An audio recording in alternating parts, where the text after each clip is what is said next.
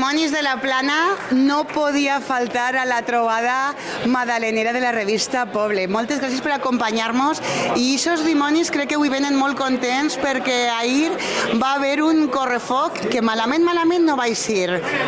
Venim molt contents, Rosana, perquè ahir vam fer el correfoc de la Madalena, que és un dels actes multitudinaris de les festes que organitzem enguany ja per quart any consecutiu junt a la Gallata 10 en la plaça Maria Agustina, i va ser un èxit total, tant d'assistència com a nivell pirotècnic. Ens vam superar un any més en quantitat de quilos, ja rosem vora els 40 quilos en este acte de les festes de Castelló, i no res, molt contents i molt satisfets. I quan tornarem a veure els dimonis? No sé si en esta Madalena encara els veurem o ja la propera cita quan serà, perquè els dimonis de la Plana estan per molts altres llocs i no únicament en la capital. Crec que pront tindreu també alguna coseta més. Quan podem trobar-vos? A veure, ens trobeu tots els dies de les festes en Castelló, perquè este matí, per exemple, hem tingut la despertar en la Gallata 10, demà tenim despertar també, i esta nit el sopar de colles, que és un dels actes també principals de les festes,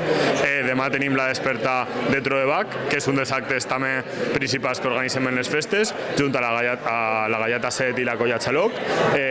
Ja fa també 4 anys que vam recuperar un dels artificis pirotècnics de Castelló, i després també el dissabte participem en l'ofrena i el diumenge fem la gran despertada de final de festes.